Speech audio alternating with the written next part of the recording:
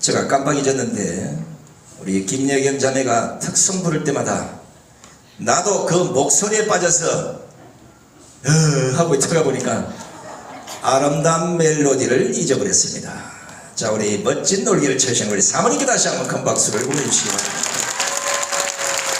사모님 퐁퐁퐁 한번 해주세요. 사모님께 박수를 부탁드리겠습니다. 안 해주시네. 삐졌나? 야, 이게 세상에 한 1000가지 이상 되는 악기 중에 하나도 할 수 없는 이 무지랭이가 접니다. 악기라고는 하나도 못 만져요. 할 수 있다는 것은 노래방에서 탬버린밖에 없습니다. 자, 이번에는 저번에 부산서 오셔가지고 시간 관계상 앞에 분들이 다 빼먹어서 5분, 2분 뭐 이랬는데 한 5분 했어요. 너무 미안해서 저한테 문자를 보냈더라고요. 내가 시간을 너무 많이 빼먹어서 사회자 뭐 그렇지 않냐 그래서 답변을 보낸 것보다는 오늘 한 16분을 주는 게 더 좋지 않겠나 싶습니다. 자, 우리 부산대학교 김성진 교수님을 모시겠습니다.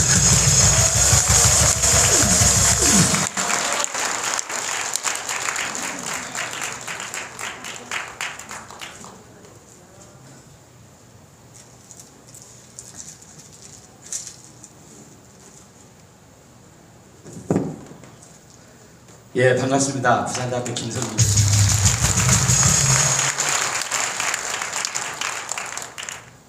조금 아까 내시 얘기를 했는데요. 그 얘기부터 좀 할까요? 중국 진시황 진나라 때 환관, 그러니까 내시 또는 환관이라는데 환관 중에 조고라고 하는 인간이 있습니다. 이 조고가 권세를 이용해 가지고 사슴을 가르치면서 이게 뭐냐 이러니까 자기는 말이다 이거죠. 그래서 사슴을 가리켜서 말이라고 하는 그 말을 한 것이 지록위마입니다. 그런데 이 나라의 지금 형세가 내시보다 더 못한 인간들이 불법을 불법이라고 하지 않고 그것을 부인하는 것을 보고 아, 이것이야말로 현대판 지록위마구나 이렇게 생각을 합니다. 그 내시와 같은 역할하는 자들이 누구인지 하는 것은 여러분들께서 잘 알 것입니다. 지록위마와 똑같은 말이 한자 성어 중에 비슷한 게 있습니다. 사이비가 있습니다. 사이비가 뭡니까? 사이비는 비슷한데 아니다 그렇습니다. 말하는 걸 보면 내세우는 걸 보면 우파 논객 같은데 실제로는 전혀 아니다. 그런 사람을 일컬어서 우리는 사이비 우파라고 합니다. 그런 사이비 우파가 판을 쳐서야 되겠습니까 여러분? 그래서 우리는 그러한 사이비 자칭 우파 논객에게 확실하게 징벌을 해야 할 것입니다. 이번 불법 선거 너무나도 명확합니다. 우리 사회자신 손상대 대표께서 늘 얘기합니다. QR코드 요거 한 것만으로도 이 선거 무효다. 그렇지 않습니까? QR코드 뿐입니까? 전자개표기를 자꾸 문제 삼으니까 투표지 분류기라고 합니다. QR코드를 2차원의 바코드라고 합니다. 조혜중은 아마도 중학교 영어 시간에 졸았는가 봅니다. 반은 막대입니다. 바코드는 막대 모양의 코드입니다. 그래서 바코드입니다. 바코드를 쓰라고 하면 바코드를 써야 하지 않습니까 여러분? 그것을 선거 몇 달 전에 국회 전문위에서 바코드를 쓰지 않고 QR코드를 쓰면 불법이다라고 하는 것을 의견을 냈는데도 불구하고 왜 QR코드를 썼느냐? 거기에 이번 부정선거 의혹의 핵심이 있다. 저는 그렇게 생각합니다. QR코드는 퀵 레스판스, 신속 반응입니다. 선거는 대표는 신속한 것이 중요한 것이 아니라 정확하고 바르게 진행이 되어야만 합니다. 조금이라도 법에 어긋나면 그 선거는 무효인 것입니다.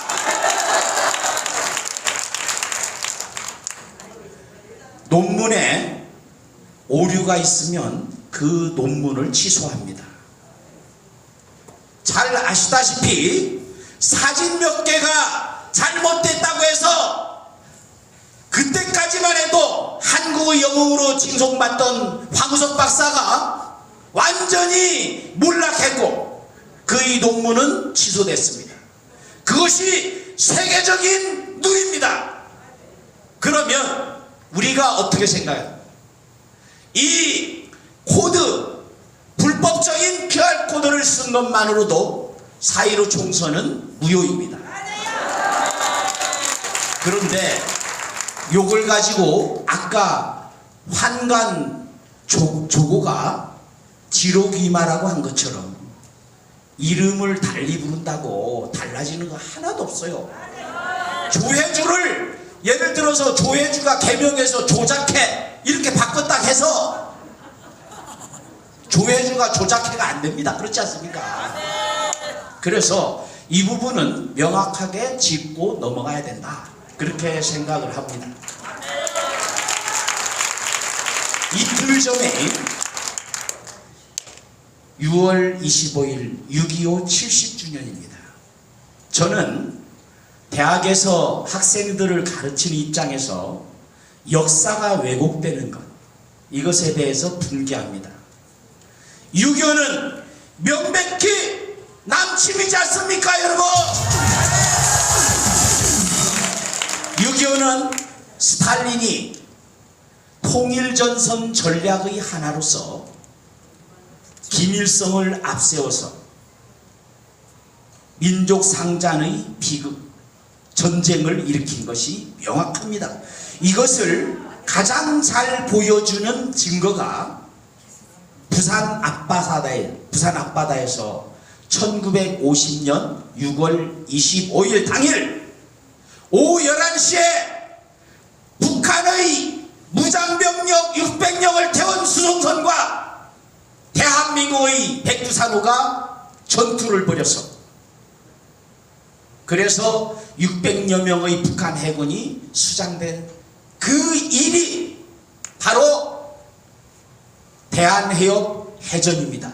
그런데 제가 가르치는 애들한테 물어봤어요. 학생들한테 6.25 당일날 대한해협 해전 아느냐? 아무도 몰라요. 대한해협 승전이 없었다면 부산항이 무너졌고 부산항이 무너졌다면 대한민국의 지금은 없습니다, 여러분. 그런데 어떻게 그것을 외면합니까?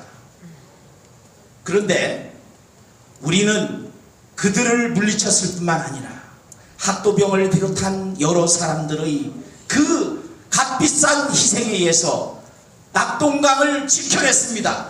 이른바 낙동강 전선이 지켜진 것입니다, 여러분. 그리고 인천 상륙작전이 있었습니다. 그런데 묘하게도 이번 4.15 불법 부정선거는 너무나도 흡사합니다. 부산에 민주당에 뺏겼던 것을 이 불법 부정에도 불구하고 세석을 남겨두고 다 싹쓸이를 했습니다. 낙동강이 지켜진 것이고 부산대전이 승리 이끌어진 것입니다, 여러분. 대구 경북이 지켜졌습니다.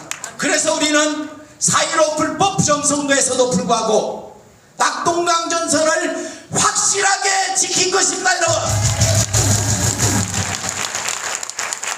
그뿐만이 아닙니다. 인천은 역사 이래로 가장 중국과의 관계가 강한 곳입니다. 그래서 이번에 13곳 가운데 한 군데를 빼고 모조리 다 더블인지 하여튼 그 당이 갖고 갔어요. 그런 과정에서 동교수치상의 이상한 것이 발견된 것이 바로 민경욱 의원의 연수구입니다. 그래서 민경욱 의원이 마침내 많은 반대도 불구하고 미래통합당의 그 숱한 탄압에도 불구하고 이 일을 제기해서 인천 상륙작전을 시작한 것입니다, 여러분.